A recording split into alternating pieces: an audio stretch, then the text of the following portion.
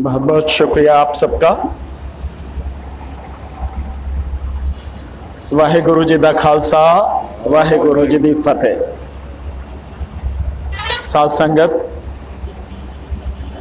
मैं बहुत आभारी हूं आपका कि आपने मुझे इस काबिल समझा और आज यहाँ अपने बीच में आने का, गुरु ग्रंथ साहब के सामने मत्था टेकने का और आपके बीच में बोलने का मौका दिया। मेरे से लोग पूछते हैं, वहां पर पत्रकार पूछते हैं कि आंदोलन कैसा चल रहा है, किसान आंदोलन।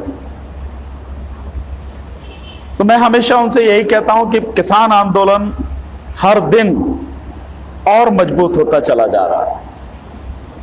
वहां पे कितने लोग हैं, इससे किसान आंदोलन की मजबूती का अंदाजा आप नहीं लगा सकते, लेकिन देश में हर जगह जिस तरह से किसान आंदोलन पहुंच गया है, गांव तक, मोहल्लों तक, लोगों तक, उससे उसका पता लगता है कि किसान आंदोलन कितना मजबूत है। और आज जब मैं यहां अब आपके बीच में हूं, जिस तरह से गुरु ग्रंथ साहब का सहज पाठ हो रहा है, कहीं अखंड पाठ भी हो रहा है और लगातार ये सब चल रहा है कि जो हमारा किसान आंदोलन है उसमें हमें जीत मिले, हम विजयी हों, हमारी विजय पताका फहराए। इस सब से यह महसूस होता है, यहां पता लगती है कि किसान आंदोलन इस देश के लोगों के मन में, उनके दिलों में कितनी गहराई तक बैठ चुका है और सब लोग कितने सच्चे मन से इस आंदोलन की जीत के लिए प्रयास कर रहे हैं। जैसा भी हो, तन से, मन से, धन से, लगातार सब लोग आंदोलन कर रहे हैं। मैं सिर्फ इतना ही कह सकता हूं कि यह आंदोलन केवल किसानी को बचाने का आंदोलन नहीं है, यह खेती को बचाने का आंदोलन नहीं है, यह इस देश की नस्लों को बचाने का आंदोलन है। यह आंदोलन अगर किसी तरह सफल नहीं होता, जिसका मुझे जानता हूं कि सफल होगा, पर फिर भी मैं अगर लगा के चलता हूं, तो यह देश नहीं बचने वाला। किसान की तो आप बात ही छोड़ दीजिए, क्योंकि जो सरकार इस समय हुकूमत कर रही है देश में, उसे लोगों की परवाह नहीं है, लोगों के सुख दुख से उसका कोई लेना देना नहीं। हम सब ने देखा है, किसी से छुपा नहीं है।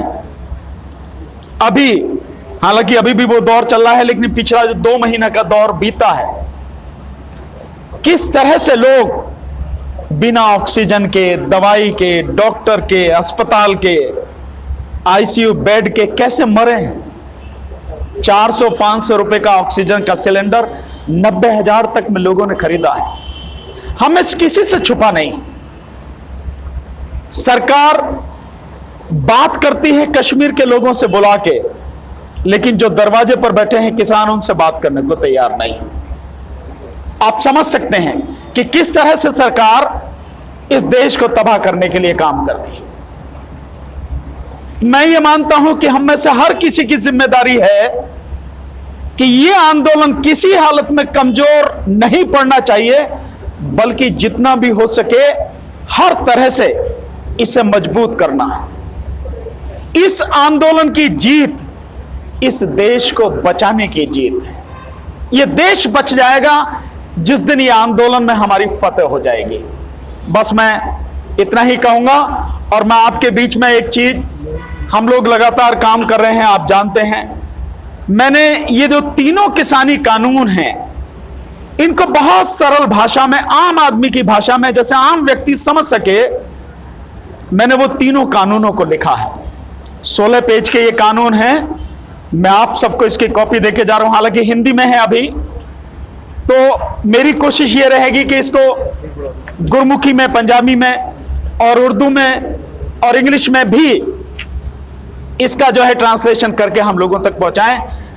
मैंने इसमें जितने भी सवाल सरकार ने खड़े किए हैं, या यूं कहें कि जितने भी सवाल सरकार कह रही है कि किसान के जो ये बिल हैं, तीनों कानून इस तरह से अच्छे हैं, उस तरह से अच्छे हैं, उन सब का मैंने जवाब दिया है इसमें।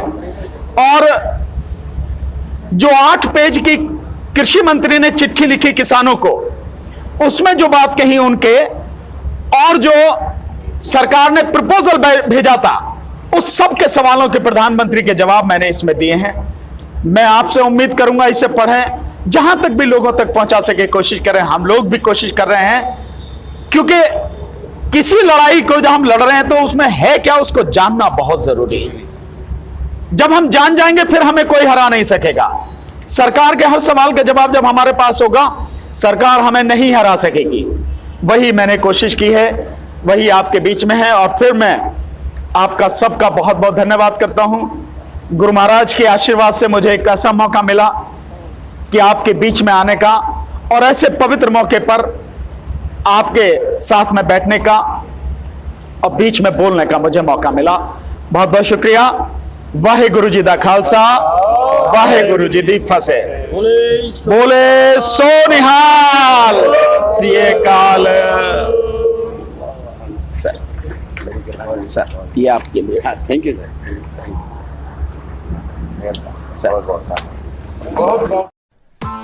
Press the bell icon on the YouTube app and never miss another update.